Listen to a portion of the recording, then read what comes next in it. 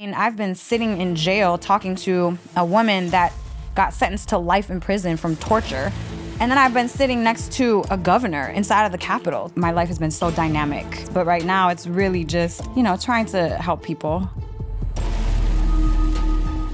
I literally had these big, huge guns in my face, and all I could say was, "You can't come in here unless you have a warrant." Did they have a warrant? Yeah, they had a warrant. Yeah. And then one guy actually said to me, "You shouldn't be hanging out with people like this." Little did they know, in the car, I had 60 credit cards with my name on them. So I was able to pull in some of the old entertainment people, some rappers and people just in the entertainment business. And we were making mental health cool. The reason why I really love biohacking is because back when I was depressed and anxious and just feeling awful, people would just be like, "Well, just feel better." I'm like, okay, what if I could? And I feel like I've experienced all those things and went through all that stuff only so I can speak my story and align with different people from all walks of life and inspire people to really achieve greatness.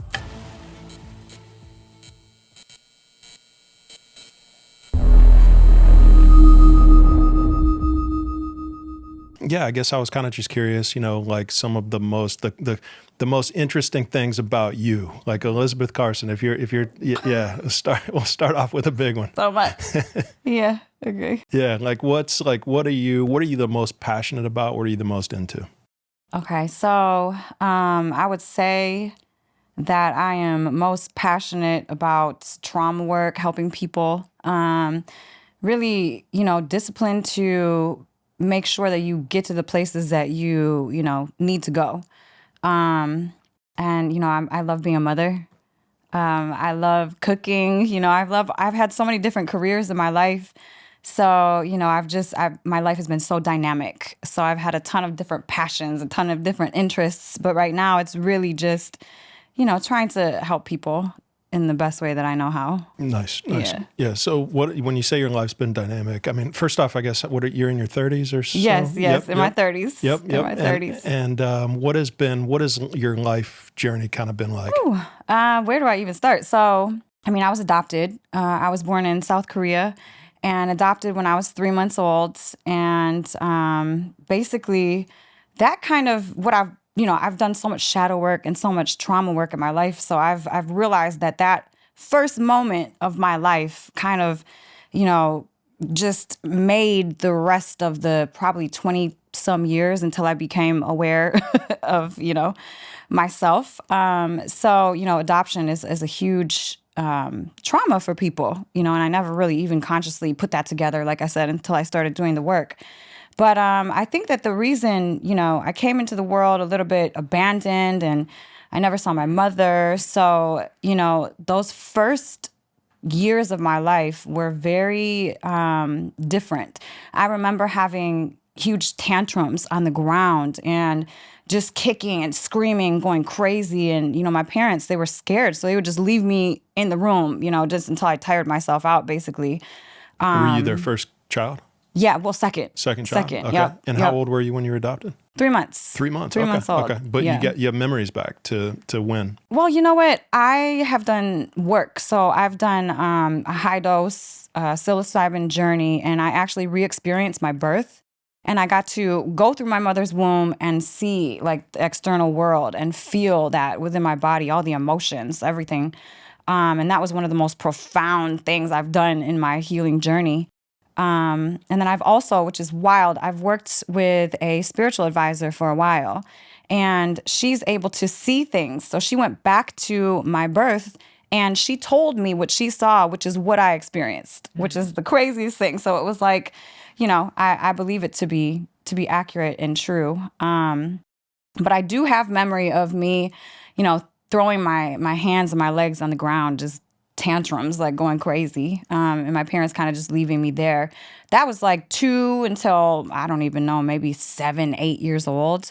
And, I just remember at 11 years old going down to my parents' liquor cabinet thing and like saying, "Oh, well, maybe I should drink this." And I think I drank. Well, I know I drank from there. And for the first time, I think I felt something which was, other than what I had been feeling, which was kind of lost, And so I started at a very young age drinking, and I don't even, I don't even understand how this is possible, but I was 12 years old, and I remember getting little baggies of sage and putting sage in these little baggies and thinking I was going to sell these for money. Like, this is weed, I'm like 12 and my kid is 12. I'm like, how is that even, my kid is like a perfect A student, never, did any of the crazy things I did.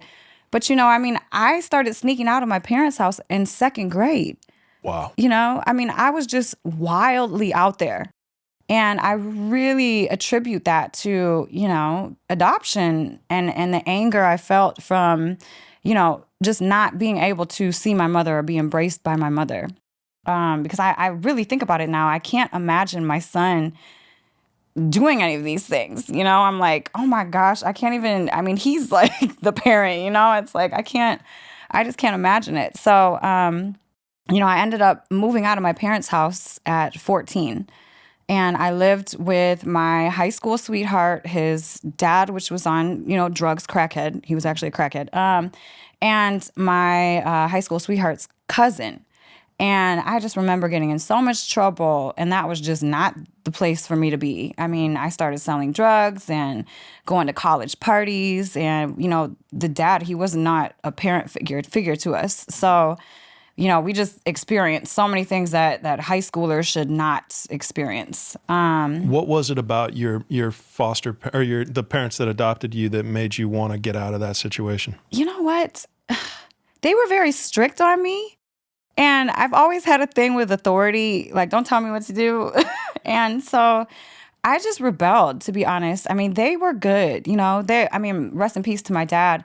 But my mother, she's like the rock in my life now. Thank God I came back to myself. They were doing the best that they could with me, And like I said, I can't imagine my son acting and behaving the way I behaved, because I wouldn't even know how to handle it. Like, I would not know what to do. So I moved back into my parents' house at about 15 years old, and I got sent to boarding school and boot camp. It was the craziest experience, because I remember I was sleeping in my bed and I was about to sneak out that night, and I was like, no, I'm going to be good tonight. Let me just stay home. So I went to sleep, and I wake up to these two gigantic people in suits screaming at me. And they're like, get out of your bed, get it together, blah, blah. And I'm like, what the? I didn't know what was going on. I was like, this is insane. And I'm looking at my parents, and they're just watching. And I'm like, save me. They're kidnapping me. I'm being kidnapped. Hello. Like, what is happening here? No, they just watched me go. And so they put me on a plane. And dropped me off in the middle of the woods in Asheville, North Carolina. Wow. Where I stayed for the next 60 days. Like, not really the middle of the woods. Like, there was like structures there, buildings? No, it was like the middle of the woods. Really? Like, I was in the middle of the woods. There was a tiny little cabin, and they put us in this cabin. And I remember I'm sitting across from this girl, and she's like bulimic, and she's telling me how she's thrown up and all these things. There's this guy. I'm just like, I don't belong here. Like, where am I? Like, get me out of here. It was the craziest experience. But you know what? That really taught me a lot about wilderness and nature. To be honest, when I look back, I really actually enjoyed my time in the middle of the mountains, Asheville, North Carolina. I really enjoyed it. And I don't know, do you remember the East Coast blackout? Yeah. Where it was like 5 days of no electricity. Yeah, I was at boot camp during that. So it didn't affect me at all. Okay. I didn't have any electricity anyways. But it was so cool because, the process there that you had to go through levels. And so as soon as you got to level 5, you were able to go home.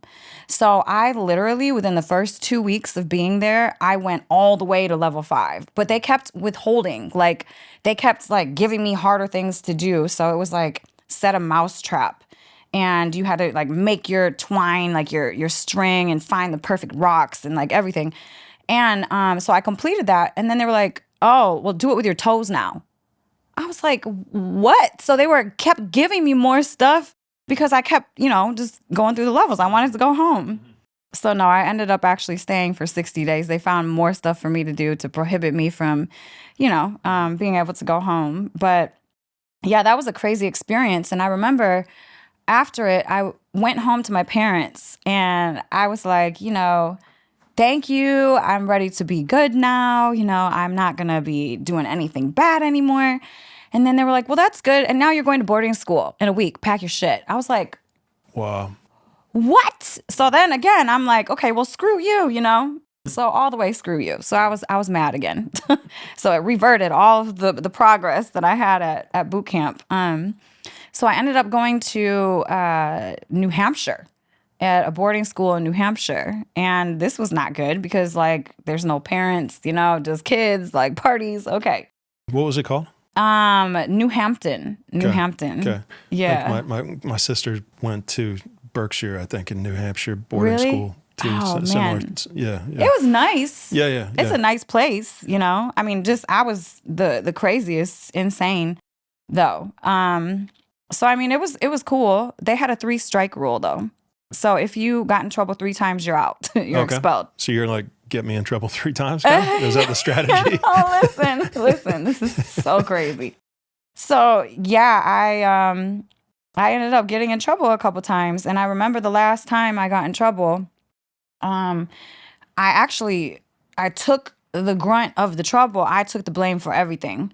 And it was my 3rd strike. So they were about to expel me. So my parents pulled me before they could expel me. That was my junior year. So I finished my junior year at my old high school. Yeah.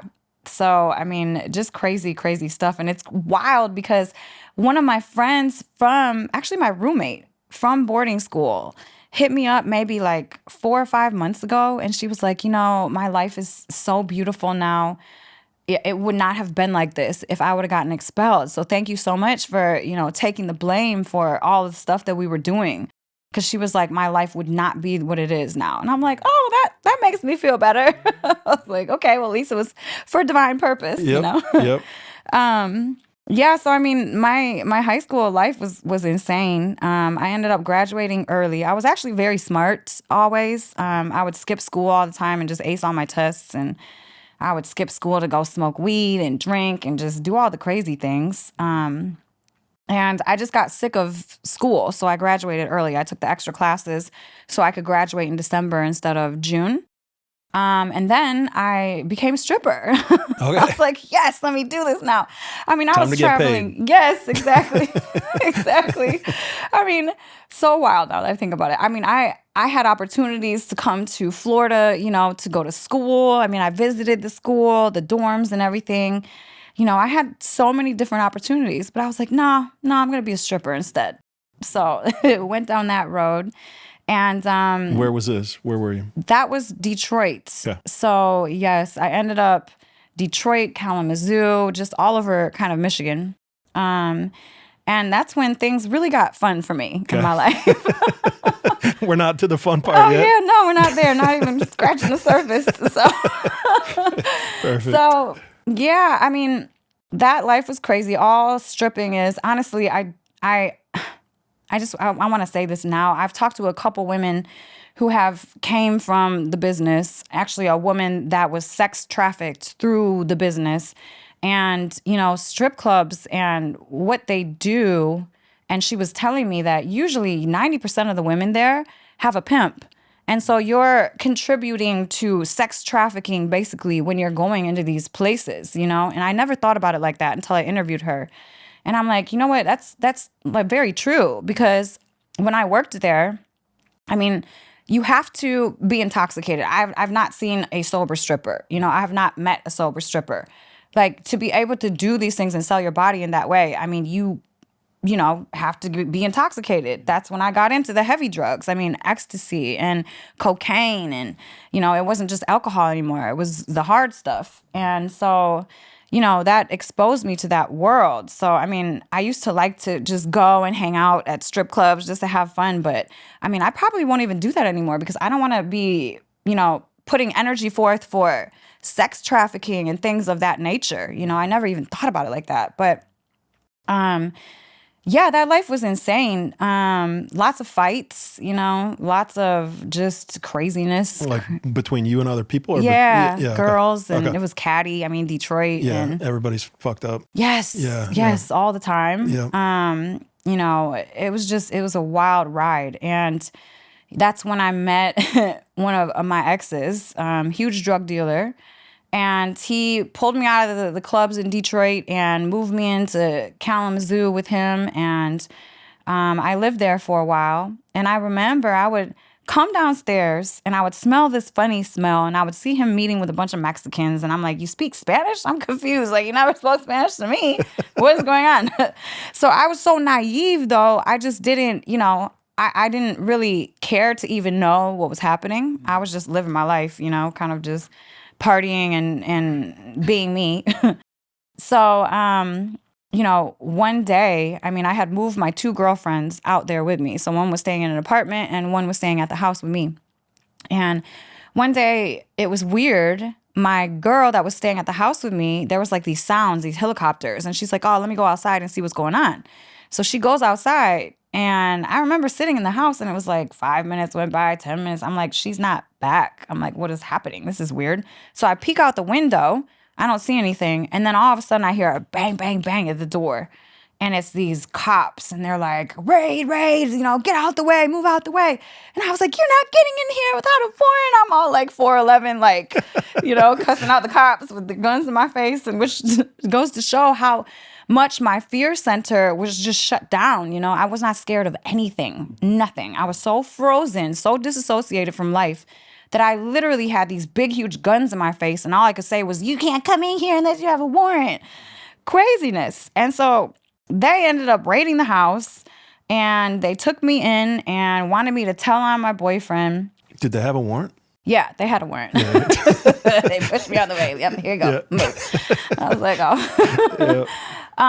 Terrifying. It was terrifying. They were threatening me with life in prison if I don't tell. And, like I said, fear center completely shut down. I was not scared. And I was thinking I'm in a movie and I'm like, I'm not saying anything, like I just kept my stance. But honestly, I didn't know anything. Like I was so naive. I assumed, but I was so naive that I really didn't know his operations or anything like that. How old were you? I think I was 18 or 19 years old. Okay. Yep. Wow. Mm-hmm. Yeah, just scratching the surface of the life. Yep. So, that was really wild experience. They ended up letting me go after like 30 hours. They kept me for a while, really trying to scare me. They didn't have anything on me though, because I really didn't know anything. And it was crazy because as I was looking around the room, when they were searching and raiding the house and everything, I was seeing some people that I was seeing days prior, like riding a bike, walking down the streets, the mailman. I'm like, these people set us up. So this is really that legit, crazy. You think? Yeah, they were setting like the whole operation. It was a huge sting. Okay. At the time, this was the biggest drug bust in the history of Kalamazoo, Michigan. Wow. Yeah. Okay. They found like 12 kilos of cocaine. Is that because nobody does drugs in Kalamazoo, Michigan, or is that because I don't know. I have no idea, but I look back, I'm like, whoa, I was really like involved in some crazy stuff. But you know what? Coming back to the house, my house has been raided twice in my life. Like I said, scratching the surface. This first time, it was so heartbreaking because you go back into the place where you live and everything is just strewn everywhere. Things are cut open. They got the innards of couches and pillows all over the place, and it really broke my heart. And I didn't know what to do. Me and my girl were together, and so I remember that night that we got back. I was like, let's just go back to Detroit. Like, we're done here. So we threw our stuff in the car and we just drove back to Detroit and never looked back. And I went back to see my ex in jail a couple times, but. So he went to jail for a long time? Oh, yeah. Yeah. Mm-hmm. Okay. Mm-hmm. Still in jail? No, he actually, I think he ended up getting out recently. Okay. I don't keep tabs. Right. Yeah, like, please, no more. Yeah. No more life. Yep. So we ended up going back to Detroit and. I was still involved doing the club thing. I was still dancing, and I was partying like crazy. And I remember this one time I'm walking out of club and this guy, bald-headed, tall dude, is like, "Hey, what's up? You should be a model." And I was like, "Ooh, a model." I'd always wanted to model. Ever since I was like 14 years old, I always wanted to model. I'm like, yeah, that would be so fun. So long story short, I ended up hosting the Detroit Hip Hop Awards and being like the girl that brought the little awards out. Okay. Yeah, and came up with my modeling name back then, Asia Rain. And I ended up driving to Los Angeles with $300 in my pocket and my dad's minivan with my girl. Okay.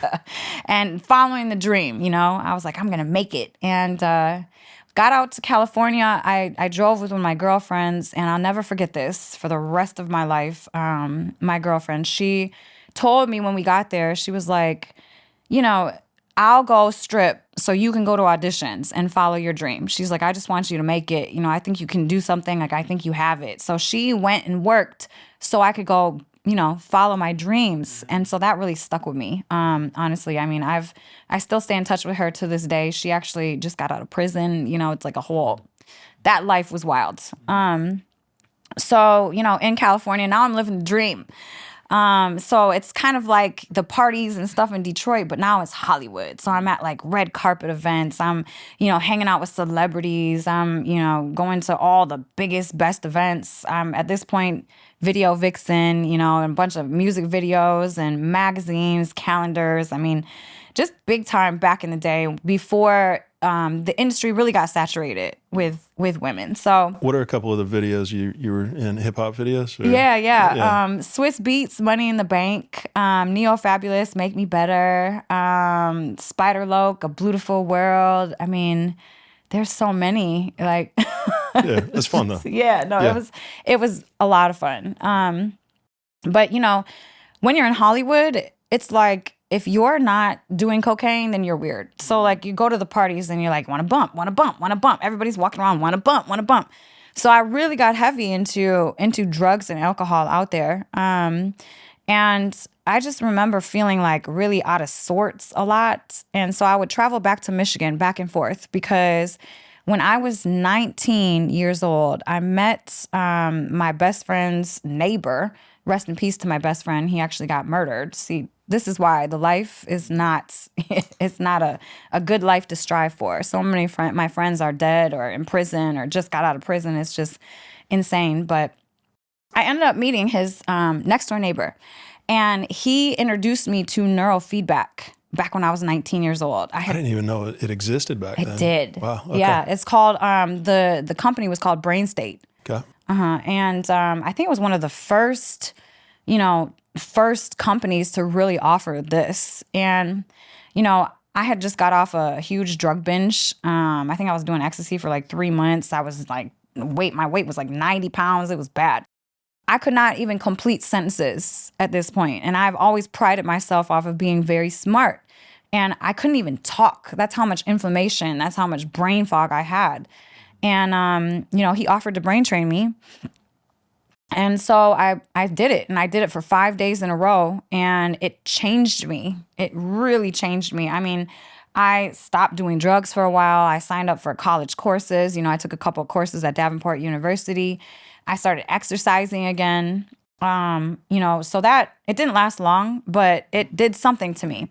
You got a taste of that lifestyle. Yes, contrast. Yeah. Yes. Yeah. So what I would do throughout my early 20s was be in Hollywood and party and get all cracked out, and I can't talk again, brain inflammation. And then I would fly back to Michigan and brain train so I could come back and do more drugs. Mm-hmm. So, that's that's where I was at. How did the alcohol mix in with like the modeling and all of that? Like, I guess your metabolism's so good when you're young, it doesn't matter. God. Let me just. Are you not eating? Like, what's? So my diet. You want to know what my diet was? Yeah. It was a bottle of vodka and a double cheeseburger from McDonald's daily. Okay. Daily. Like, this is what me and my girlfriend would save up for. Yeah. A bottle of Grey Goose and a double cheeseburger when they were $1 from McDonald's. Every day. Yeah. Every freaking day. Yep. And I would just stay drunk the whole time. And let me tell you, it did affect my work because, this one time I was on set. I was on Did he find set. You? Yes, that's hilarious. I was so drunk there. I was so drunk and hung over. Oh my God. My agent had called me, and he called me at 3 a.m. and I was out partying. And he's like, be on set at 7. I'm like, dude, I'm drunk. Like, how am I going to do that? He's like, just show up. I'm like, okay. So I was really, really wasted on that time. Oh my God. I was really, really messed up. But I missed a huge opportunity because this one time I was 5-year engagement. I was supposed to be a featured extra. So I was supposed to be like, not just an extra. I was supposed to be main character with the main character dancing around, no speaking lines, but a feature. So what is 5-year engagement? It's a movie. Oh, okay. Yeah. Gotcha. Yep. And I overslept because I drank all night the night before. So I missed my call time. I got there late and they bumped me to just an extra role. I was like, damn, I got to get my life together. This isn't right. Like, shoot. So, it did affect me. And, all the while doing this fun Hollywood red carpet stuff, I had never stopped. I always sold drugs. I was always in the streets, always hustling. Ever since I was like 14 is when I really started, when I was living in that apartment complex. After boarding school, it got really big because I had met people at boarding school that had, the hookup. And so, I really never stopped, wheeling and dealing in the streets. And I had gotten into a different hustle because I met some people when I was in Hollywood. And this became big. And it was back when credit card swiping was a, big thing. Oh my God. So I got heavy into that to the point where we were traveling around the country and hitting different spots and eating the best food because we would just swipe for it. And, I kind of blended that back in with my Hollywood life. I remember this one time we were at a club and I had a card that was hot, right? It was just swiping. And so I was buying everybody in the whole place shots and drinks. All celebrities. Like, they all knew me because I was always like, hey, I got you, shot on me. Just swipe. So, so many times, that happened in Hollywood. And, I achieved my goals of, being in movies and TV shows and videos. And so I wanted to kind of slow down a little bit, I think. Or maybe it was because I was too broke.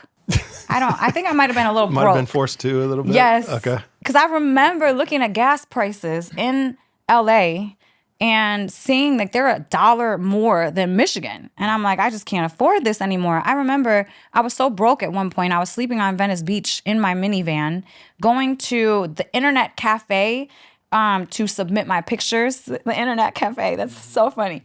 Next door was this woman. It was a Korean woman, and she had a hair salon, so she would wash and do my hair. Because I, couldn't shower. I didn't have a place. This was a while, and so I think I just kind of got tired of, struggling. So I ended up moving back to Michigan. And around that time, my best friend that had introduced me to the next door neighbor who did neurofeedback on me, he got shot and killed, which crushed me and just pushed me into this like depression because he had been like my best friend. Ride or die since I was 14, because he lived in that apartment complex. So it crushed me. And I ended up meeting my son's dad like a week after, he had gotten killed. I think I was driving from the funeral and I saw this man walk out, the door, and I'm like, who is that, Hard Eyes? I'm like, who is this man? And so I asked for his number, and we ended up talking. And then a week later, we were living together, and we stayed together for the next couple years. This is when my story gets interesting now. Okay. So we ended up being like Bonnie and Clyde, in Detroit. I was hustling in the streets, and I was known for, having just massive amounts of pills. I was selling pills at the time. And he was the weed guy. So it was like we were literally Bonnie and Clyding. Every night we'd go to the strip club and throw up 20 grand and just, just party all night. I'm like, all that money, where is it now? Right. Just threw away so much. But, we had fun, but it was drugs, drugs and drinking and just toxic. And so I remember we're driving up north to go to vacation and just hang out. And each store we're hitting on the way up, and I'm doing my swiping stuff there. And I'm like, this was great. I got everything. And we were planning on moving in the next week. I was making like $8,000 a day. Damn. Yeah, it was insane. And I was like, look, I'm going to get caught soon. This is too good. We just got to stack, and then we're going to leave, and, we'll be set up and we'll be good. We won't have to do this anymore. So that was the plan within that next week. We go up all the way up north, and vacation. That's good. That's pretty good. Oh yeah, $8,000 a day. Oh look, you're talking 2 point something. It was and no taxes. Good. Nope, no taxes, no taxes. Nope. It was good. I mean, and it was too good, and I knew it was too good. I knew that something was gonna happen. Like, this is just unreal. So I was like, a couple more days. That's it. That's all we're doing. So vacation for a couple days, come back down. I'm like, let's hit the same stores. They were good, Why would I do that? Anyways, hit a couple stores, hit this one store. I see where this is going. Yeah, like a movie. So yep. I'm talking to the lady at the desk, and she's like asking me a bunch of questions. And my baby daddy's like, hey, like, we gotta go. Let's go. What are we doing? I was like, no, we're good. She's just being friendly. Oh my God, so what's up, girl? Talking to her. And finally, she had let us go. We walk out to the Best Buy, and it's literally like a movie, like serious movie. I'm talking like 30 cop cars. Wow. Like, rolls up, and then like guns at us. And then guess what they did though? They ran right past me and hemmed my son's dad up against the wall. And then one guy actually said to me, you shouldn't be hanging out with people like this. Little did they know, in the car, I had 60 credit cards with my name on them. Not my son's dad. That wasn't his hustle. His hustle was something different. This was me. And I'm standing there like, oh, they're going to find out soon. I'm like, crap. So this is the middle. All right, I gotta go. So have fun with him. Oh my God, it was so crazy. It was literally like a movie. I mean, I had thought about running, but I was like, I'll probably get shot. Yeah. Like, I'm just gonna, take me. Right. So they stuck us in the cop car. It was like 95 degrees. The windows were all the way up. I'm like, they wouldn't even crack the windows. We're sweating and about to die of heat exhaustion. And I'm seeing them go through the car. I'm like, oh, they're gonna find everything. I'm like, no. Oh my God, it was crazy. It was a crazy feeling. This was a Friday. And so I told my son's dad, and we're talking, and I'm like, look, we'll be able to bond out on Monday. I'm like, we're just gonna have to sit here for the weekend. It'll be fine. We're good. We just gotta, wait until Monday, and then we'll get our arraignment, then we'll get out. My son was all too familiar because he had just recently got out of prison when I met him. So another story. So he was familiar. So we're in jail, and I remember it was crazy. I'm telling you, my life is a movie. It was the Secret Service came and talked to me and my son's dad. And we were all like separated, and like he was in his guy holding cell. I was in the woman holding cell, and I'm seeing him walk past with this guy in a suit. And I'm like, that's weird. And then as they walk out, my son's dad's like, don't say anything. And I'm like, duh, like, okay. So he takes me in the back. And he's telling me how serious this is. And he's like, you're facing like 50 to life in prison for all that you've done. And blah, blah, blah. We just put someone away for, I don't know, crazy numbers. But I didn't say anything. I didn't say anything. I was just like, okay, well, I need a lawyer. So, sat in jail until, I think they arraigned us not until Wednesday or something. And when they arraigned us, our bond, because we were out of town, we were not close to our homes, we were a flight risk. And so our bond was $250,000 cash only. And I was like, oh my God, my heart dropped. His heart dropped. I looked over at, like, he was in his orange suit, I'm in my orange suit. And I was like, I almost fainted. I was like, how am I going to get out? Like, it wasn't cash assurity, you can put 10% up. No, it was cash only, $250,000. I was like, this is like. You blew that at the strip clubs. Look. Yeah. I'm like, where's all that money now? Yep. Yeah, gone. So, long story short, we sat in there for a while. And oh my God, my house got raided. It was just going through this whole thing again. But this time it was about me. It wasn't about anyone else. And, my son's dad and I, we were just communicating through letters through our parents, back and forth. And his defense was against me that was their whole strategy. So every time we'd show up for court, they would just dog me. And I'm like, oh, this is just the worst feeling ever. So it was terrible. So I ended up doing about 6 months, and they ended up they wanted to stick me with a conspiracy to commit criminal enterprise, which holds 20 to life in prison. But they couldn't hold that because I've never been in trouble before, misdemeanor here and there. And this was my first. Yeah, never been caught. Yeah. Right. Yeah, exactly. Yeah. That was too good, too slick. Yeah. Terrible. Yeah, but they, so they ended up cutting it down to 2 felonies. And they made sure I had 2, so I couldn't get the 1 expunged, so it would be on my record forever. And I ended up finally getting out when they put the cash surety on the $250,000 bonds, because my mom, she put her house up for me. Angel in my life, literally. And then my son gets out, a month or 2 later. And the minute that he gets out, we find out that the feds are looking for him. So we go on the run. Like, this is just, yeah. And while we're on the run, trying to dodge the feds from serving him his papers because he was going to get in big trouble, I got pregnant. And I remember the night I got pregnant, and I was like, I think I'm going to get pregnant. So I was like, this is crazy.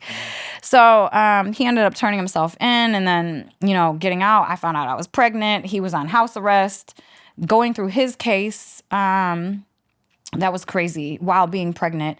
The prosecutor allowed him to have 3 months with his son before having to turn himself in for the next 2 years. And so that was like one of this crazy points in my life, one of them. Being on house arrest and having to be the breadwinner while I was pregnant was incredibly hard. And then this is one of the hardest moments of my life, watching my son's dad. We had to drive to Pennsylvania, and I had to watch him turn himself in, like saying goodbye to his baby and just getting taken away in handcuffs, Yeah, it's tough. That, like, etched in my memory. Yeah. Like, that moment. Just horrible. It's like you mean in terms of like it's time to get stuff straight Yeah. at this point? Yeah. And it was just, watching that, it's like, this isn't right. This is really bad. I mean, when I got pregnant, my life a little bit changed. I stopped doing drugs because I was like, I can't, with the baby. I stopped doing drugs. I stopped drinking. So that really kind of, because not all people do that. Yeah, so, yeah. There's one thing about me. I have determination. If I decide something, I'm gonna do it. Like, whether it's selling drugs or right. doing something good. You're gonna be good at whatever you do. Yes, exactly. Exactly. Yep. So I realized when I got pregnant and I got some clarity. I don't want to get in trouble anymore, because if I get in trouble, my son's going to foster care. And if he goes to foster care, I've heard stories. I'm like, I'm not allowing that to happen. So I started following the law, and I started even wearing my seatbelt. I'm like, I'm a law-abiding citizen. Like, it's just really trying to, walk the straight and narrow road. And ended up going back to school. I got my culinary arts degree, and then I got my baking and pastry certificate, and went deep into cooking and being a baker and pastry chef. And like I said, I've always had these 2 lives, kind of one that's out in front, looks very shiny and pretty and awesome. And then I have like the hidden doors where I'm like doing drugs and it's all bad and I'm depressed. So this was kind of like that. After I had my son, I got prescribed Adderall and Xanax. I remember this doctor's appointment like it's yesterday. I was like, I have a newborn. I have to work. I was going to school, and I had 2 jobs at the time. I was working at school, and then I was going to the clubs to bartend at night, so I could really make money enough to support me and my son. And so I'm at the doctor's, and I'm telling him, like, I'm really tired all the time. It's really exhausting, like having to work. So he gives me Adderall, and he's like, oh, and this is going to be great for your weight too. You'll stay skinny. I was okay. And then he was like, and then take these at night when you can't sleep. That's Xanax. the fucking drug dealer, that guy right Thank there. you. Yeah. Thank you. Yep. No doubt. Oh, and it's not even over yet. So I started taking the Adderall, Xanax to go to sleep, just to carry me through that whole period of time, because that was just me and my kid. Man, I was so like hopped up on all of that stuff all the time. And then I got into a car accident, and I hurt my back. So I went back to the doctor, and he's like, oh, Vicodin, Norco. And then he just kept on prescribing it for like years afterwards, by the way. biggest drug dealer. And why is that legal to sell drugs like that, but it's not legal to sell a plant? You know? You know what I'm saying? Yeah. It's insane. Yeah. If you look at the studies on what Adderall and Xanax and Norco do to you and the body and the brain. Yeah, super familiar. Yeah, I mean, they're drug dealers. Yes. Like literal drug dealers. Yes. Like legalized drugs. Yeah. Big pharma is, we won't go down that rabbit hole, but I feel you. That's tough because that stuff's. I mean, you're young, you're impressionable, you're taking advice from a medical professional. Yeah. You're kind of trying to get clean, and they're giving you drugs. Yeah. Yeah. Made me so much dirtier. I mean, I was so out of my mind. You know, I was getting a lot done though. Adderall was like meth, but you know, it ruins me. And it kept me on these two paths. You know, I was going to school. I finished school. I had a great job. You know, I was a pastry chef at one of the most prestigious golf clubs in the country, Oakland Hills Country Club. And, you know, I was assistant pastry chef there. And then I went to the restaurant industry and opened up as their pastry chef. And, you know, I was doing really good. But drugs, alcohol, you know.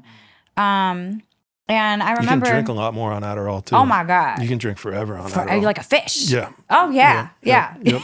Like all the time. Trust me, I knew. If you had that in L.A., forget it, man. You've been unstoppable. Oh, my God. Yeah. Seriously. Yeah. I mean, Adderall was better than cocaine because cocaine doesn't last as long as Adderall. Right. Oh, my God. You'd had no problem making that appointment to that movie. So toxic, man. So freaking toxic, my life. Oh my God, all of this. I remember this one time I had this tooth surgery. Again, a drug dealer prescribed me a bunch of Percocet. And I was like, I called him back. I was like, oh, can I get some more? Yeah, sure. Percocet. And I remember I was in the kitchen cooking during service. And I'm like, who wants a perk? And everybody, all the chefs like, me. So we're all like taking Percocet. We're all like flying around the kitchen. I'm not making this up. My life is a movie. It was so crazy. Yeah. We're all dancing all high. I'm like, oh my God, this is literally like a movie. Yeah. Anyways, all to say, I remember this one time we would have to deep clean in the food industry. Everybody knows, you know, you have to take 1 or 2 days during the week where you deep clean. So it was Saturday, night, and we would have to stay there till like 4 a.m. just scrubbing and scrubbing the hoods and every little crevice of the kitchen. And I remember I was on my hands and knees on the ground and I was scrubbing up pig's blood. And I'm like, I hate my life. Like, this is just awful. Like, who does this? I'm not meant to do this. So I was like, you know what? I quit. I was like, I quit. I'm out. So I quit that day. I was just done. I was so done. And I remember I was dating a narcissist at the time. And he was telling me how stupid I was and like how I'm never going to be anything, amount to anything. I was like, I want to do real estate. And he's like, you could never do that. That's too hard for you and blah, blah, blah. I'm like, okay, watch me. So I went and signed up for real estate school, the real quick, fast-paced one. I think it was like 2 weeks of school. And 85% of people in Michigan flunk the test for the first time. And, you can retake it as many times as you need to. But I was determined. So I was like, no, I'm going to pass this and I'm going to get my real estate because he told me I couldn't do it. So I'm going to do it. So I ended up passing, flying colors. I ended up getting the license, but not yet. They said, oh, well, you can't have a license. You have felonies. I was like, oh, fuck, he wins. I'm like, he can't win. I'm like, you know what? I'm a fix this. So I went to my pastor. I went to just a whole bunch of people, very, high worth people. And I was like, please write a letter for me to the board so I can beg for my license, And so I ended up getting a bunch of letters and presented it in front of the board, went through all the hoops and ladders, and ended up, they awarded me my real estate license. Nice. I was like, this is amazing. Yep. So, at that time, I really realized my, business sense. I loved real estate, but I loved more so like team building. So I ended up building a real estate team of like 30 agents underneath me. And, I got a contract with a political party in Michigan. So I ended up booking all of their campaign offices for all like the promotional stuff. And during that time, I got close with some politicians and specifically a state senator. And he ended up telling me a lot about stuff that I didn't understand in Michigan. the Flint water crisis was not only happening in Flint, it was happening in Detroit too, but it was just everything was being swept under the rug. And so I really started looking into this water issue, and I'm like, what is going on with, water, the infrastructure? I learned about lead-based paint. And I'm like, this is toxic, and I started putting two and two together. I'm like, if these kids are going from an old infrastructure, toxic home that could possibly have lead-based paint, asbestos, all of these things in their home, going to a school, drinking tap water out the fountain, and the water is full of lead and mercury, all the bad things, fluorescent, toxic lights, asbestos, lead-based paint. I'm like, this is not fair. And we expect these kids to graduate and, with honors and just do all the right things and not commit crimes and not be, and I'm like, how are we expecting these kids to succeed when they're being filled up with neurotoxins? And so I started working with that state senator and really trying to push the narrative, trying to pass a bill or, just lobby to try to get the water situations fixed in Detroit, especially at the high schools and the middle schools and elementary schools. Because I'm like, this is just not right. They're drinking out of tap water. It's like not okay. And I spent like 2 years. We were going up into the Capitol and back to Detroit. I was trying to partner with all of these different, people. It was just, the efforts. It was a lot. It was a lot. And I remember the last meeting I attended about this, we sat down at this lobbying firm. I'm with 2 state senators. I'm with a couple House reps and the lobbying firm. And I'm like, what can we do? We need to figure out what we can push through to make something happen here. And they all looked at me, not all of them, but the lobbying firm looked at me and they were like, you don't have enough. You need to come back in like 3, 4, or 5 years. I was like, what are you talking about? What do you mean? I'm like, by that time, these kids are already going to be failed. They're already going to go through the toxic school system and fail. What do you mean, come back? I gave up after that. I was like, this is just not, I'm like, this political system is bull, like. It is, yeah. Like bull. So you just walked away from it? Yeah, I did. Yeah, I did. And has any progress been made since then? You know what? I've heard that they put filtration systems inside of some of the high schools in Detroit. So, I want to continue to revisit the situation, not only for Detroit, because that's my home, I love it there, but for all the inner cities around the country that, you have to think about it. These kids are literally being filled up with toxic burden all day. They're neurotoxins. And then we're expecting these kids to be successful. Right. It's just almost impossible. It's like we all have to clean up. You have to, mind-body connection. You have to clean up to be able to, optimize. Yeah. So was that a big part of why you went down your more recent path of? I would say, yeah. I would say so. Kind of learning more about that. I had taken my real estate team to Florida for a convention at the Diplomat Hotel. I remember this like yesterday. It's Hollywood. I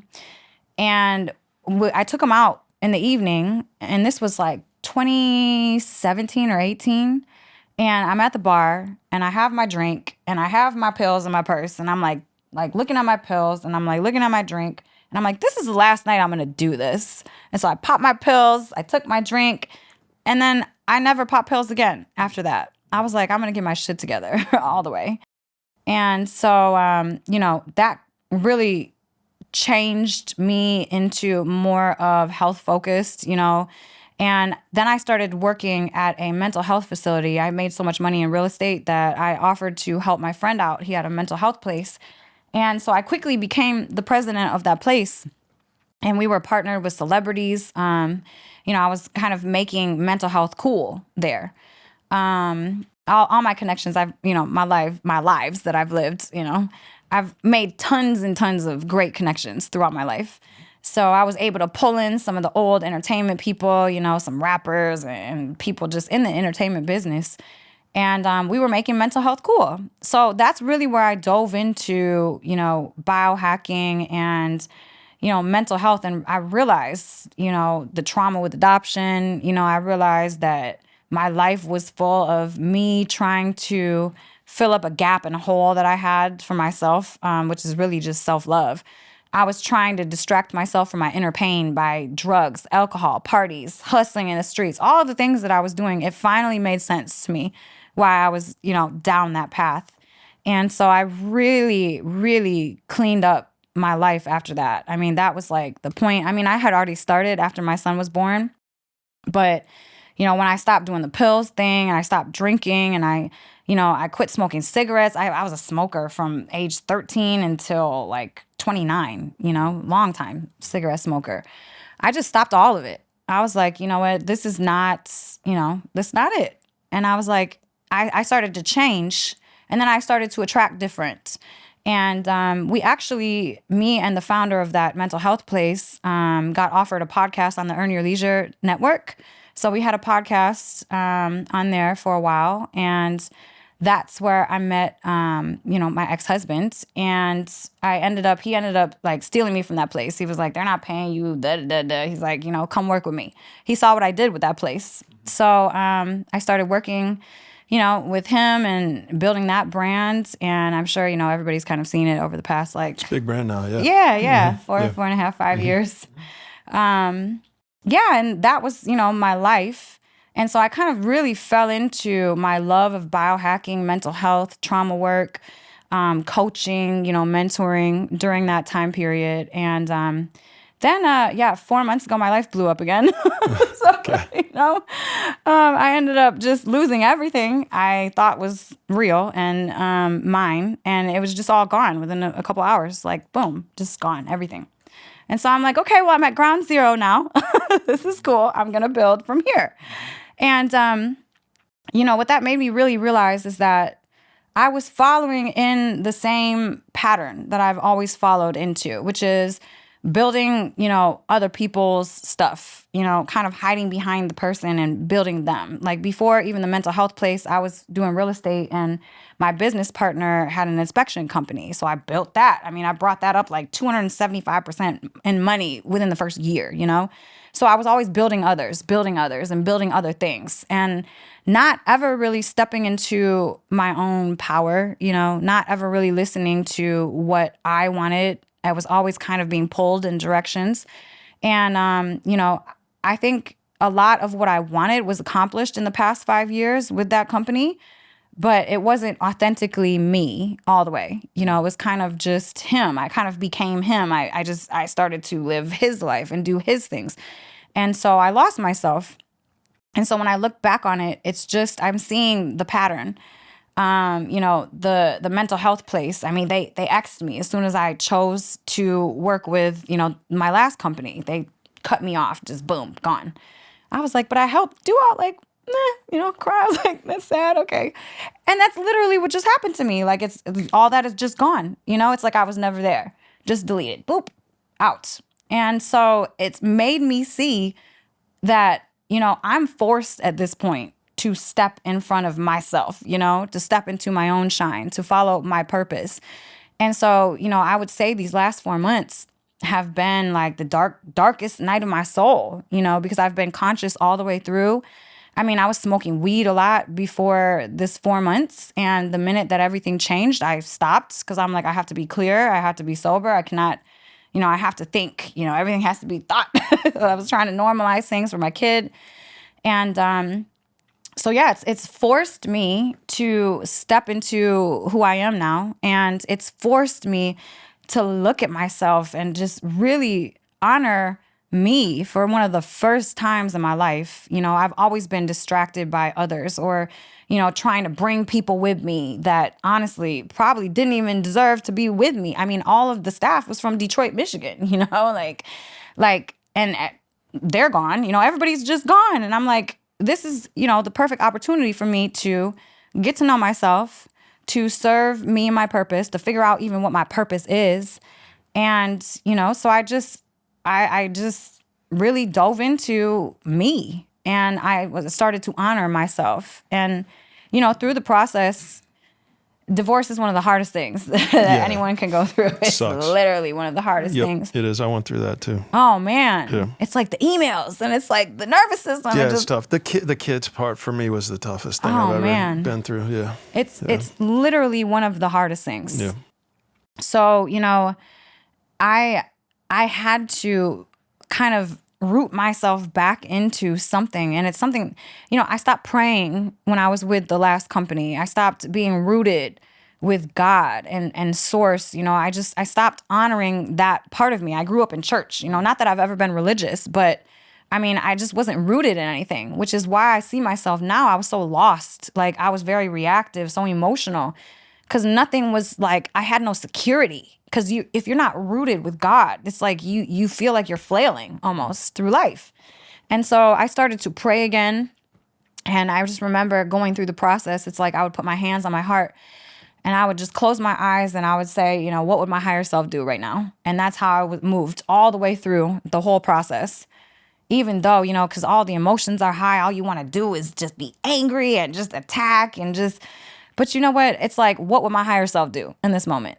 And because I moved like that, I created the future reality of where I'm sitting today. And I protected myself from anything that could have went wrong or just, kind of buried what I'm trying to build.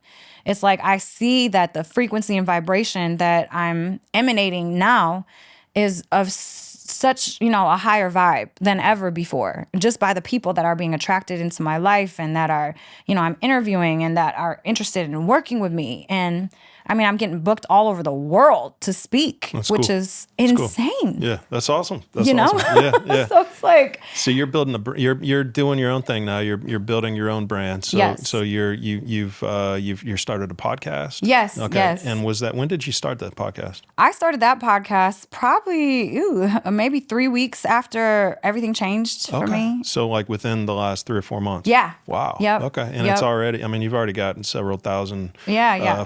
That's quick. Yeah. That's really, really quick. Yeah. It's built pretty fast. Yeah. I feel like, because I've always asked myself, what would my higher self do, and moved with, just accountability and honor.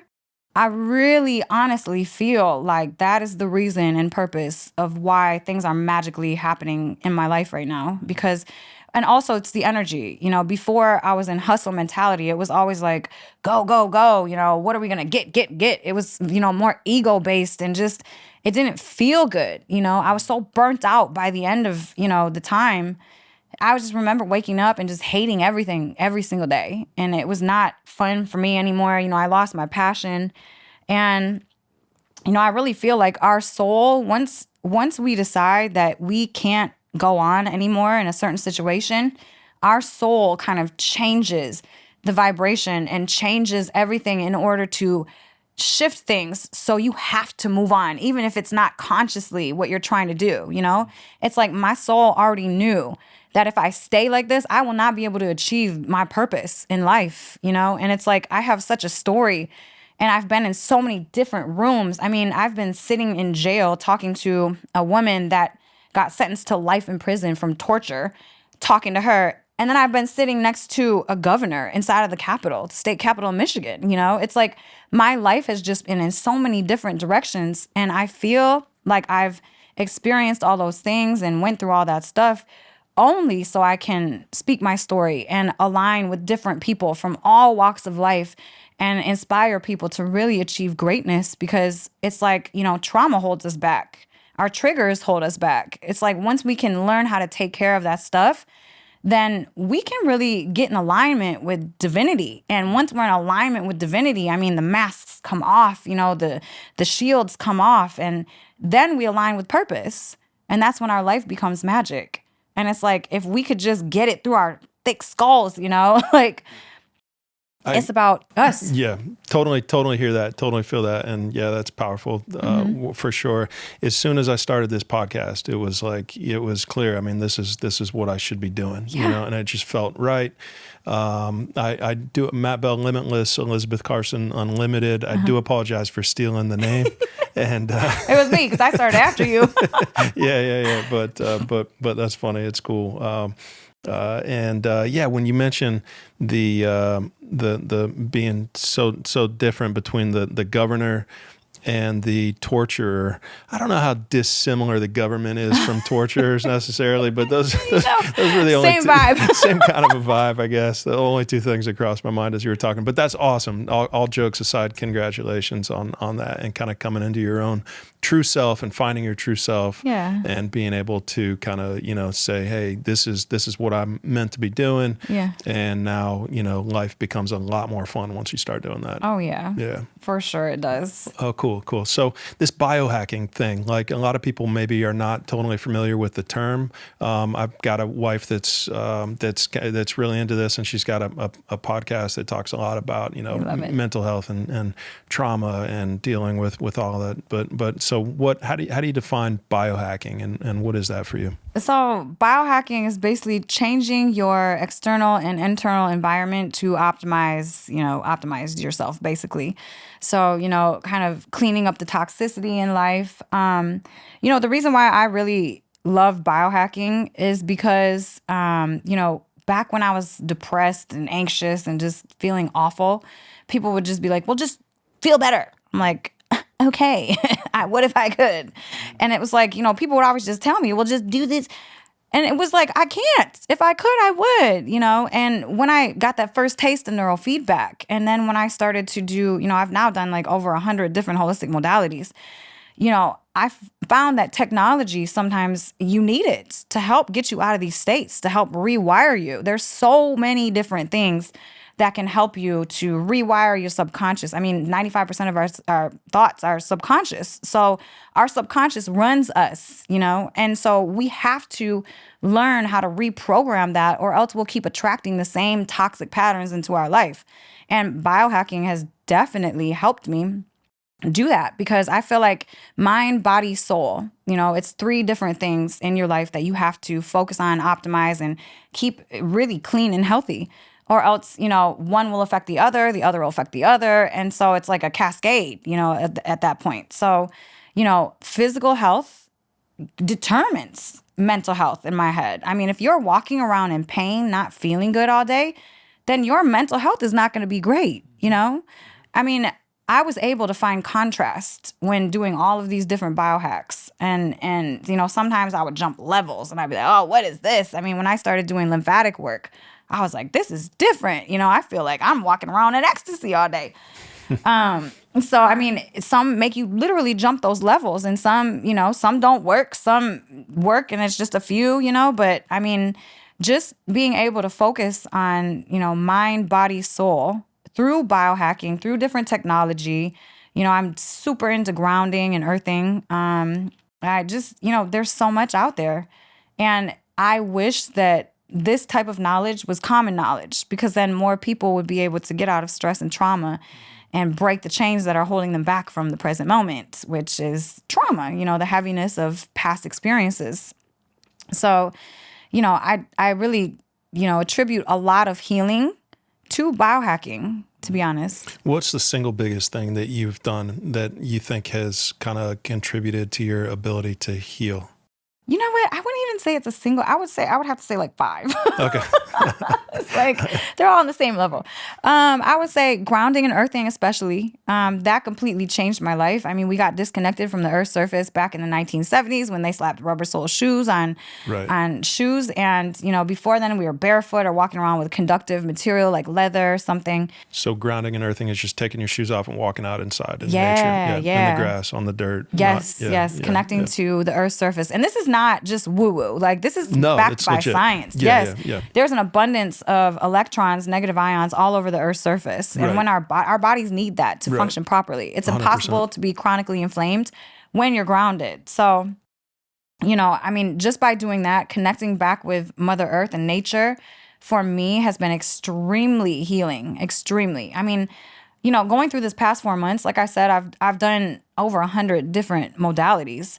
But the past 4 months, it's the most natural things that have helped me through this, which is sunshine, grounding, and walking in nature and music. Like, that really the things that kind of got me through. But yes, I would say grounding, earthing is up there. Brain training is incredible. Neurofeedback. There's another system called Neurooptimal. It's a little bit different than neurofeedback, where they're not feeding you any type of frequency. They're just basically putting a mirror up to your brain and showing it that its patterns here don't work, right here don't work. So it's fixing itself in real time with gentle pushes instead of like actually feeding you a frequency. So, brain training, I would say, is amazing. Trauma release exercise. Dr. David Berceli, he invented this exercise. You basically exhaust your psoas muscle, and your body will then tremor and shake. And our bodies, through his discoveries, like, we're supposed to do this. But as we get older, it's not appropriate to sit and be scared and like shake. But if you look at a child, that's what they do. They'll sit and shake and mammals. I mean, if you look at zebra grazing and then gets bit by a lion, he'll fall to the ground and then start violently shaking and then get right back up and start walking around, because animals in the wild don't have PTSD. So I think it's like trauma release exercise. You're getting that stuff out of your body. Yeah, it's like ducks. They get into a fight and they shake, they shake their feathers, they shake their feathers, and then, it's just on. They just float away and everything's back to normal. Exactly. Yeah, it's releasing that tension. Releasing it. Yeah. Can you imagine us humans, the years of tension and trauma that we've held on to? We just hold it. Yep, for sure. So much energy in the body. Yep. So, that would be tip top, because you have to, I did a ton of brain work until I really dove into this stuff and realized that our bodies, we hold so much cellular memory. Our cells remember everything. So it's like we have to get the stuff out of our bodies, because it will become physical ailments. It'll become energetic blockages.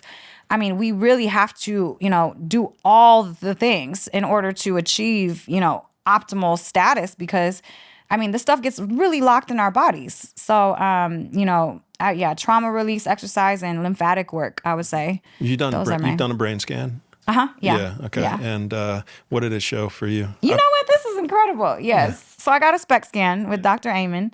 And, my brain, so I had a spot on the top of my head, and he was like, "You're impulsive, aren't you?" I'm like, "How do you know me?" He was like, "Because this place, it wasn't getting great blood flow. I had a TBI. I actually got hit with a pistol on top of my head before. And so I had a TBI here.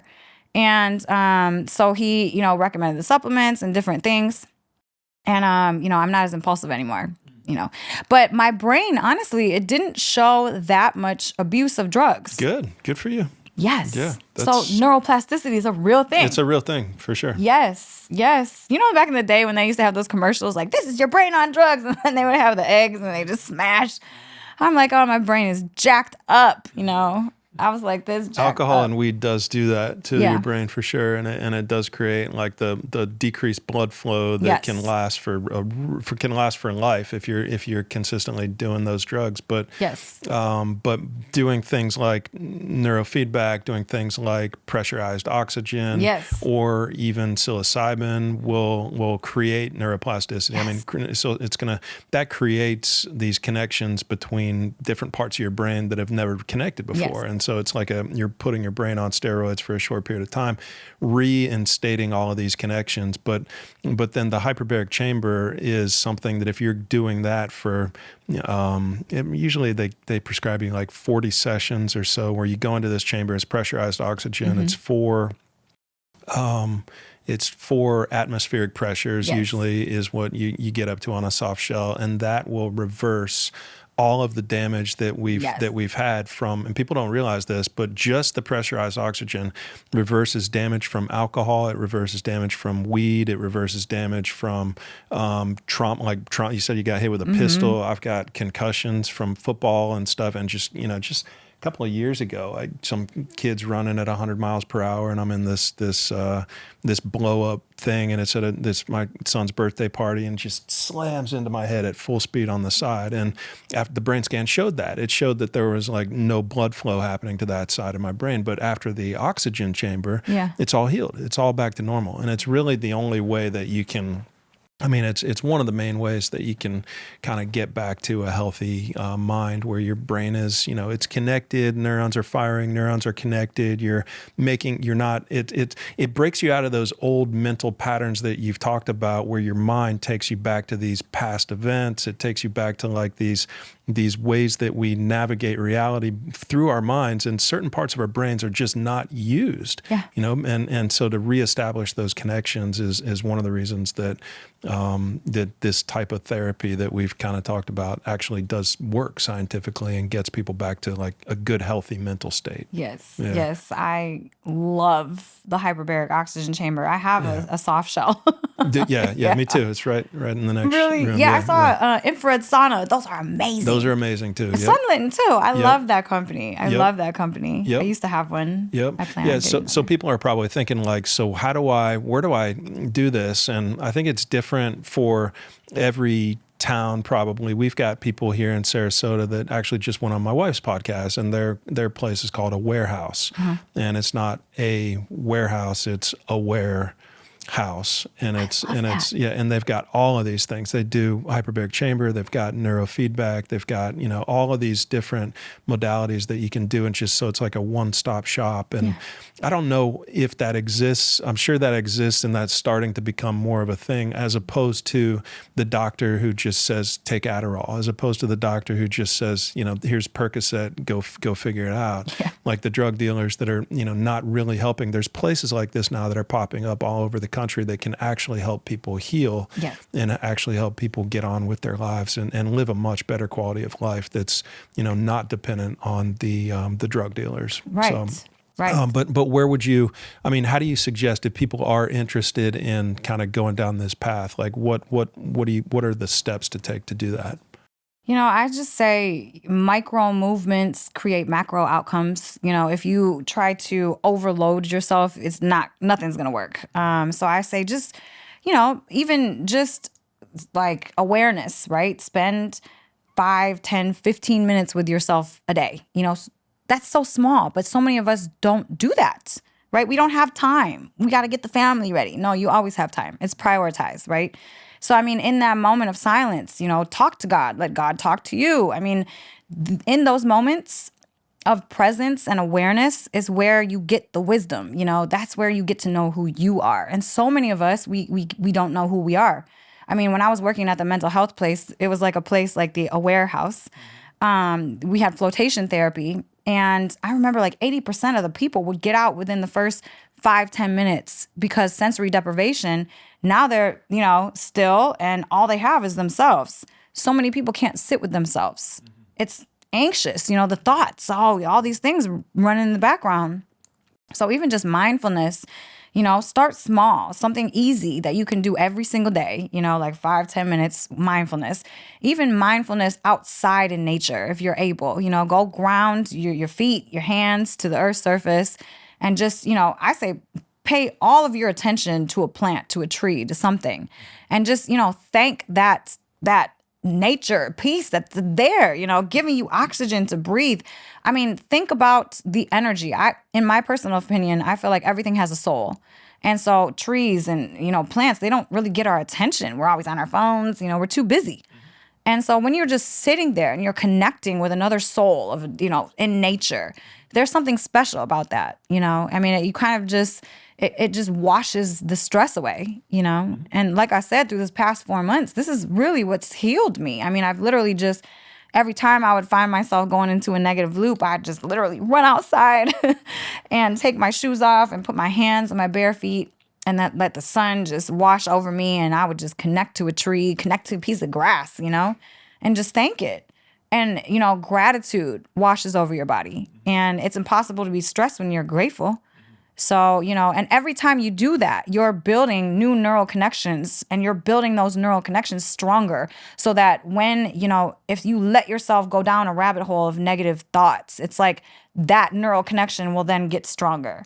If you break that pattern by going outside or grounding or just, getting present during those moments, those neural connections are now getting stronger. So now it's becoming more automatic, So it's like I always just tell people, micro movements, now if you want to go balls to the wall, it's just great too.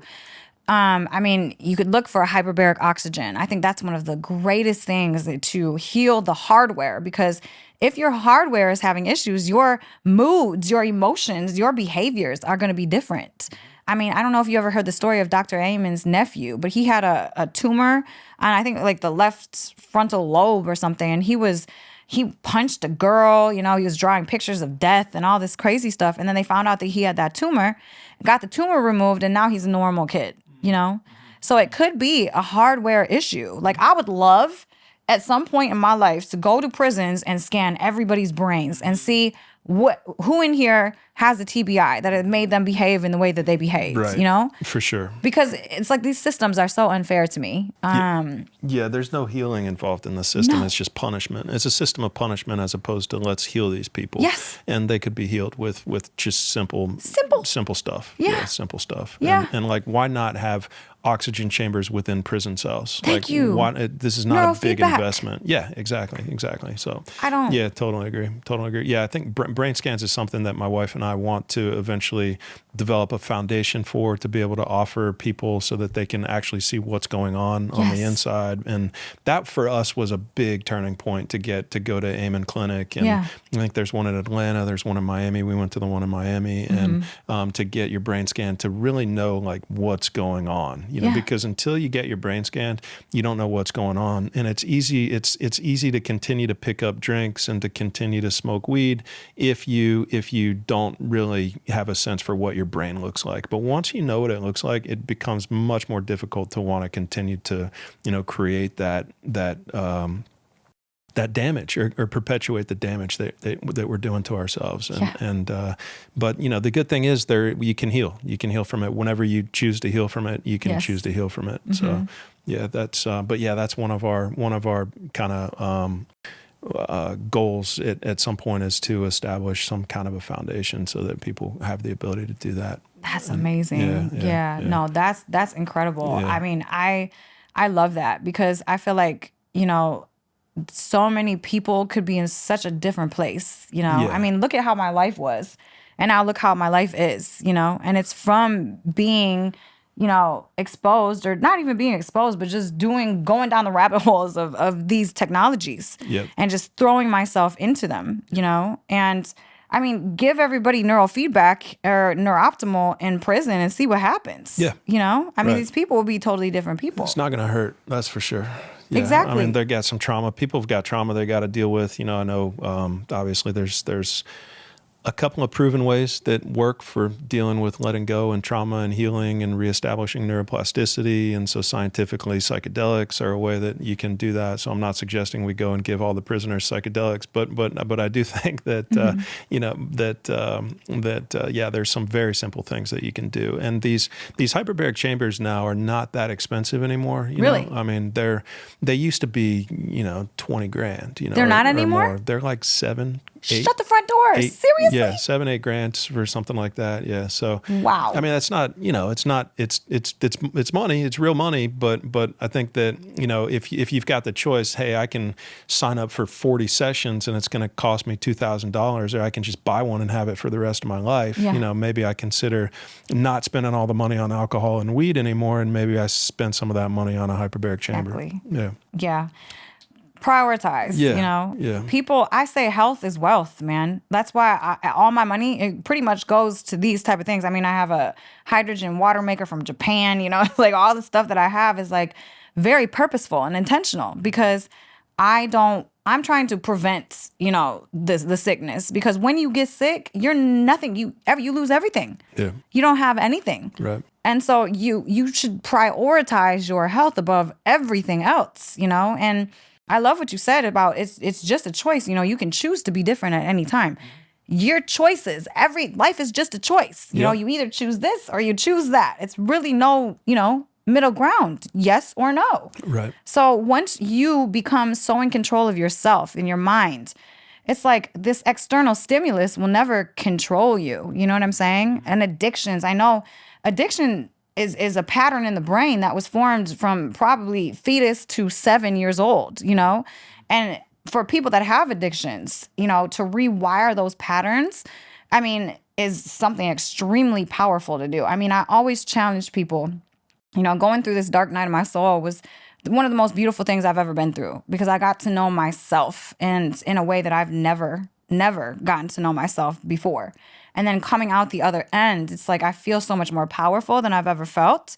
And so I always challenge people with addictions. Just go through that dark night. Say no, don't let the stimulus control you. Try to just control it, Say no, because if you say no, now you're winning against the external stimulus. This stuff isn't even real, it's a hologram. So it's like, go through that dark night and just see the power that you come out the other end with, because I mean, it's incredible. And then the magic in your life is like, they said magic wasn't real. I think magic is real. Listen. This whole place is magical. This whole human experience. Yes. Yeah, the big thing for me that helped with addiction was separating my mind from the soul that I am. So I've begun to identify with spirit, with soul, with energy, as opposed to with my body or with my mind.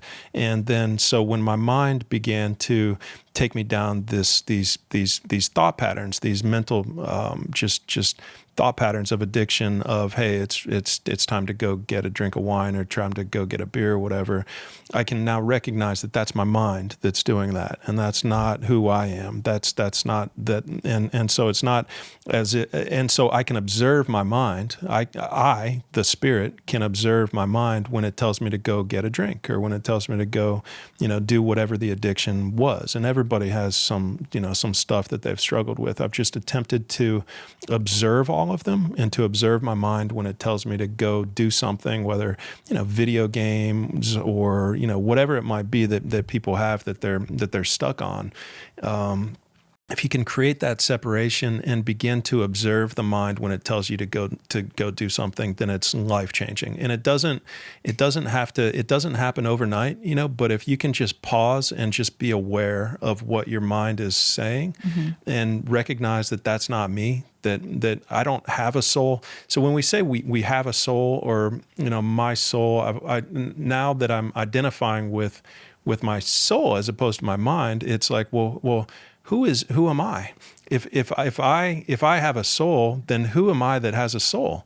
Well, it's my mind. My mind is still in control here. My mind is still who I'm identified with. And so if I realize it's not my soul, I am the soul. There's not two of me. It's I am the soul. And so if I can begin to recognize that it's my mind that is just observing light and processing light as it comes in, and judging and making decisions and talking the voice in the head, just continuously, is constantly speaking. It's constantly dragging us around. So if we can become aware of that and take breaks from the mental, just the constant stream of mental thoughts, which is mindfulness, which is meditation, which is self-awareness, then we can start to break those mental patterns and break the addictions. And so, I mean, that's, it's so, and it doesn't happen overnight. It's not like I can observe my mind saying, go get a drink, and then all of a sudden I never drink again. But it does cause me to maybe go from 4 drinks to 3 drinks. And then, a week later from 3 drinks to 2 drinks. And, I haven't had alcohol in almost 3 years now because of this shift in my perspective of who I am. And it's just totally changed everything from, I'm no longer identified as a body. I'm no longer identified as, as like a gender or a race or a religion, or I've let go of political. I've let go of really all of that and attempted to make space and try to find my true self, the spirit that I am. And I know that I am not defined by my mental identifications with things like alcohol, like politics, like all of those things that our minds can become attached to or identified with. So it's kind of letting go of those attachments and letting go of those resistances. So we judge something positive, light comes in, it's positive, and I attach to it. I observe something, light comes in, and I judge it as negative, or I resist it. And it's kind of taking that. The practice is non-judgment, essentially. It's acceptance for what is, as opposed to judging and then making something good or bad. Making something right or wrong, making something positive or negative. It's having that acceptance for just, this is the way things are. I don't have to judge it. I don't have to judge alcohol as good and attach to it. I don't have to judge it as bad and resist it. I just know it causes my brain to be all, it causes my brain to be, not cognitively functioning at the highest level that it can be. So why do I want to continue to poison myself? Yes. It's not bad to do it. I don't think it's like, it's just that scientifically it's not helping me in any way. So it's kind of that process of observation of self and letting go of things that don't serve us. Yes, that's so powerful. I love when people talk like this because no, that's literally all we are. And once people can really grasp that and really act as that, I mean, you're walking around as your higher self, Yeah. when you're doing that. You're walking around as soul Yeah. on earth. That's the most powerful freaking place to be, because the minute that you do attach to things, then, you become a victim to your circumstances. And we are not victims. We are powerful creators. We are energy that has, we have stardust in us. Like, we've created this planet. You know what I'm saying? It's just, I mean, our power is undeniable. But the minute that you start to attach to those things and resist those things, even, you become a victim. And that mentality will keep you controlled by everything external. And it takes away your power, you know? Yep, for sure. Yeah, you can lose free will. You can lose the ability to make choice and to have free will, because you're just reacting your way through life. There's no power. Your power's been taken by your identification. Yes. So now I'm just reacting to stimulus that hits me, as opposed to having a choice in the matter because of my identification with whatever it is, with whatever it is. So has this always been something, so this is something that you're obviously very passionate about now, and that you're talking about, now. What about the last, bunch of years for you, 4 years for you, or whatever it's been? And, you've taken trips to Egypt, you've done a lot of stuff, kind of researching ancient civilizations and talking about that. Is that also a passion for you, or was that more of a job? You know what? It was a passion. It was a passion. I love going to different places around, I love traveling, and I love to experience rich history that I feel is real. So, and then the energetics of just being there, and the feeling of being in these, special places were, life-changing for real. But, it's not like my area of study. I've never really too much studied. I've kind of just went to absorb the information and energy that I could, at these places. Yeah, cool. And it's taught me a lot. I mean, I think I've been to Egypt now 6 times or something, Wow. 5 or 6 times. Yeah, and just around the world, a whole bunch of different places. Great experiences, and I loved it all, to be honest. But it kind of just makes you aware and very grateful for, the lives that we live here, number one. But also it really teaches you about metaphysics and energy, because I've seen people change in places because of the energy there. Have you been to Egypt? I'm going in, it's probably going to be December this year. We're going to explore behind the Queen's Chamber North shaft, that blocking door that's in there.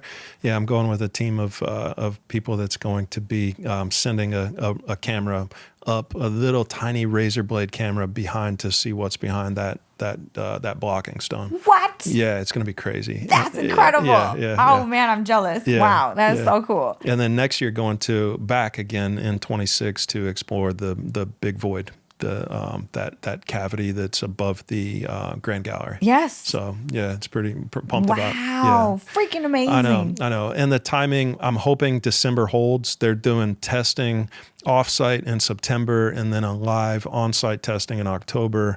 And if both of those go well, and Zahi Hawass agrees that, and he wanted to do this prior to doing the big void exploration, but if he agrees that December week 2 is going to work, then that's when we'll be in there. Oh, that's amazing. Yeah, You'll have to let me know. We'll do. Wow, Yeah. that is incredible. Yeah, I'll be, it'll be, televised, and I don't know if we're going to live stream it through this channel. They're kind of want, I'm the backup plan right now. So they want like Mr. Beast or something, or I think they're looking for, some big name person to do it. But I'm the backup plan. So I'm hoping to live stream it through Limitless, but if not, it'll be live streamed. That's amazing. Yeah, it should be cool. Wow. Well, you'll feel the Egypt energy though. Yeah, for sure. It's different. Sure. Yep. When I landed for the first time, do this while you're out there. When you close your eyes, it's dark, but when you land there and you close your eyes, it's bright. Like, I don't know if that's just my experience, but that's like one of the first things that I noticed there. And then I also feel, whatever is true to be inside of you will like come out. Like, there is no stopping whatever is true to you. I've seen people change. I've seen emotions just go crazy. I mean, I think it's because of the energy there is just so like resonant. It's so powerful that you really can't hide. It's like you really can't hide if you're really some way anymore. So I think it brings out, your true self. And then just feeling the energy there, it's almost like you can download things. I had an experience in the Great Pyramid, actually, at this secret little place that I'm not sure you're probably going to experience it because you got the hookup. So there's a place where you go and it's like it's just one person or two people can stand there at a time and you hum. And then when you hum, the sound just goes all the way up and then comes back down, but it's amplified. And when it comes down, it's like, it pushes your body. I had like an experience. I think I don't know what happened, but I felt like I was traveling through the universe. I was like looking at universes and like solar system. I'm like, what is happening? It wasn't long, but it literally like shot me up. And then I came back in my body and I was like, what the fuck happened? No drugs. No drugs. Okay. No drugs. Okay. No, completely sober. Okay. So I'm like, wow. I mean, and where were you standing? So, okay, you go into the king's chamber, but it's like right before that. Okay. Yeah. Okay. You have to ask. So not the grand gallery, but that spot that's right before. Is that where the big heavy stones are? Yeah. Up there. Yep. Yeah. Okay. Okay. Yeah, that's crazy. I'll do that for sure. Yeah, you're gonna have to try it. Yeah. And I also heard that if you you have a good heart, then the sound will go crazy. But if you have a dark heart, then you won't. The sound doesn't do anything. That's what I heard. But my experience, and I had a couple other people that did it, and they were like, "Whoa!" So.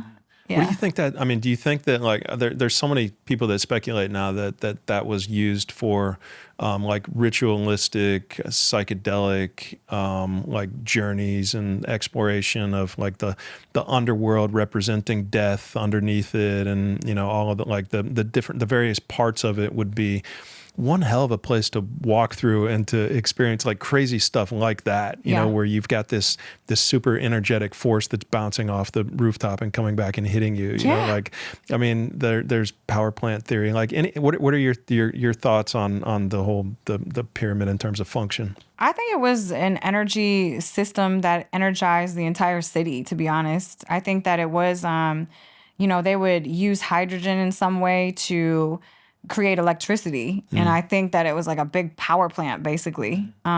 Chris Dunn's. Yeah, that's what he thinks too. Mm-hmm, I think it was to energize some sort of power, but they knew the measurements of everything because in order to, I wonder what that place was for. It's like a tiny little sliver of a place, but you literally, the resonance, the sound. What was that for? If it's just a power plant, they might have used something to activate something else to be able to harness certain molecules, maybe to convert them into energy. I'm not sure. But what I do know is that it's not a tomb. Not a tomb. Not a tomb. Nope. Yeah. And I know that I really highly doubt humans just, took the stones and were carrying them on their backs. Pulling them up ramps. Like I highly doubt that. Right. There's evidence of ancient technology all over the place in Egypt. You'll see it. There's like tool marks, places. There was technology back then. Yeah, for sure. I think that's common knowledge now, right? Is it? It's not crazy anymore. Okay, Good. Are we there yet? Nobody that watches this show is going to think anything that you've said is off the wall for sure. Because we've talked about this on every episode pretty much. So there's a lot of mysteries and secrets. Have you been to South America? You've been to Peru? I haven't been to Peru. Okay. I've always wanted to go to Peru. I have not been What's there. the most like crazy energetic experience that you've had at one of these sites? Was that? It was probably that there? in Egypt. Yeah. Okay. But I had a crazy experience in Cambodia. It wasn't really mystical, but it was almost like I was experiencing my life again. Like it was like a remembrance. I felt more home there than I've felt anywhere. And I've been to a ton of different countries. I've been back to my home. I grew up in Michigan, I felt more at home in Cambodia than I've ever felt in my life. Nice. And, there's a floating city there. So we toured the floating city and it was like I had a life there before. I was like, I've lived here. And it's an inner knowing, it's like the soul remembrance. And then working with my spiritual advisor, she was like, yeah, many lives there. Holy crap. But it really just felt like homecoming, which is interesting. So that's why I encourage people to travel, really experience this world, because you just never know what you're going to experience energetically or what you're going to remember. I mean, just experiencing that feeling of being at home for me especially was incredibly healing. Like adoption. I mean, I've always felt kind of floating in the atmosphere, never really grounded. But I mean, just being there and feeling that, like I remember I was sitting on a cliff's edge. It was like a huge drop down. I'm a daredevil. I mean, everybody was like, oh my God, don't go over there. I'm like, I'm hanging my feet up. And so I sat there and I just meditated. And I'm like, this is magical here. I mean, I was looking at the jungles of Cambodia and I'm just feeling the energy. And I'm like, this is magic, like healing. I mean, I think all stress just, left my body and, incredibly healing. And I'm hoping that Bali is going to be kind of like the same. I think it's going to be almost like the same energy. I can't wait to go. But, I encourage people to travel, because if you stay stuck where you're at, you'll never see the wonders of the world. There's so much out there. I mean, and then you'll never get exposed to our true history either. I mean, you go to Egypt one time, you see our true history. You go to Turkey, you go to Mexico, you go to these different places that have these ancient structures, and you realize, okay, I know now. You're not washed by this bullcrap history that is presented anymore. You really get to see truths. I mean, one of the craziest things that I've seen in many different countries was the same depiction of ant people, like the ant aliens. And the same story. I guess these ant people lived underground. They came above ground and then would take humans underground to save them from, cataclysms or crazy things that would happen on the earth. And you see these ant people in all of these different countries, all over the place in the world. And I'm like, if there was no technology and these people weren't really real, why would they be drawing the pictures of them all over in different countries? You know what I'm saying? Yeah, for sure. For sure. There's many things. Seems like there's something there. Yeah. I mean, what people will say to the ant people is that it was shaman, like dressing up with helmets and stuff, and like that but I have no idea, but I know that recently I learned that was one of the explanations for why you see that in different parts of the world from people who didn't know each other, because people would dress up with these hats and these, stuff that they would be shaman for, South Americans or Egypt or whatever. So that's interesting. Yeah. That's interesting. Yeah.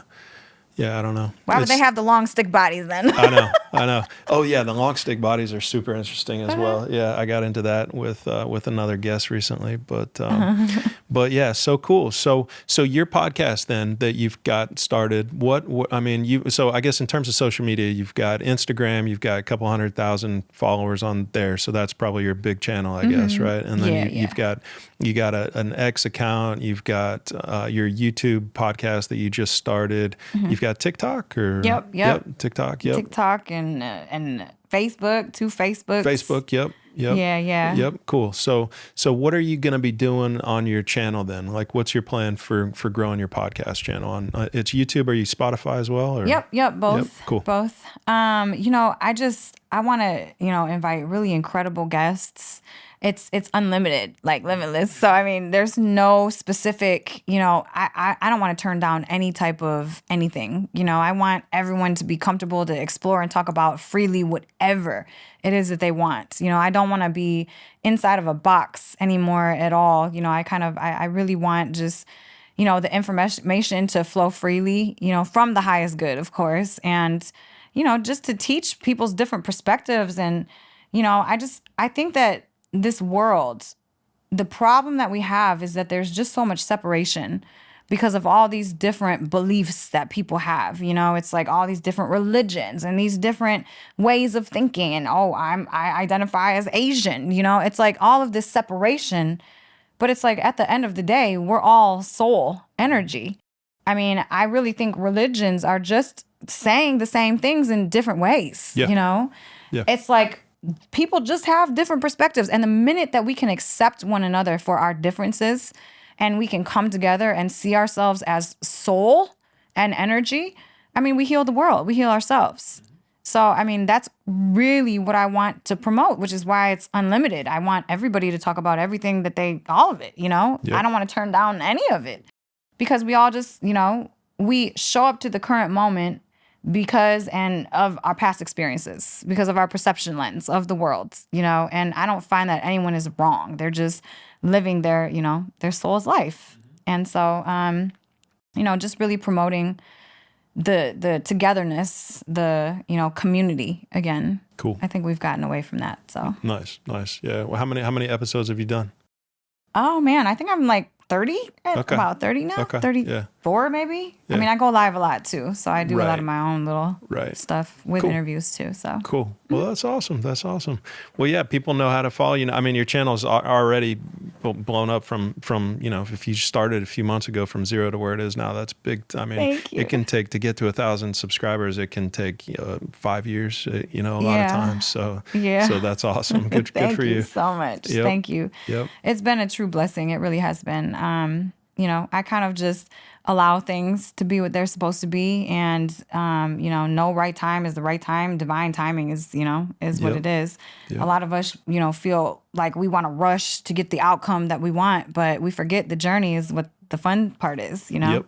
Yep. So, I mean, just the build of everything, I'm so grateful. You know, I'm grateful where I'm at. I'm grateful where I'm going. It's just happy to, you know, be doing what I love. So love it. Well, very cool. Well, love your perspective, love your kind of approach to life, and just that you're kind of out there doing your thing now and kind of exploring the world and being yourself, being your true authentic self and starting something up, which is pretty awesome. I know that's always it's fun to do. And you'll grow and you'll learn from that. And I know you'll be successful at it. So that's fantastic. And, yeah, I just appreciate you coming on the show. Yes. Yeah, for sure. Do you think we missed anything in terms of topics? Oh, no. I mean, I don't know. I can go all over the place. No. And, you know, thank you so much, Matt, for having me. I appreciate it so much. And I love Limitless. I'm sorry. I stole your title. No, you're good. You changed it up a little bit. It's all good. Yes. It's all good. Well, I love your perspective. And, you know, it's more people like you that we need to wake others up to, you know, really get to their own power, because we all have so much. So appreciate it. Yeah, for sure. So, and I think that's starting to happen in a bigger way. You know, people are getting out there. They're not afraid to put themselves out there as much anymore. They're starting their own stuff. They're doing their own thing. They're doing what feels right. And certainly that's what you're doing. So super cool. Appreciate you. Appreciate what you're doing. I look forward to kind of watching you grow and evolve, and watching your show grow and evolve. And if you ever need to fill a guest, I'd be happy to pop on there sometime. Absolutely. So, I absolutely need you. Cool. Yes, we'll set it up. Awesome. Sounds good. Cool. Elisabeth Carson, it's great to meet you. Great to connect with you, and appreciate your time. Thank you so much, Matt. Appreciate it.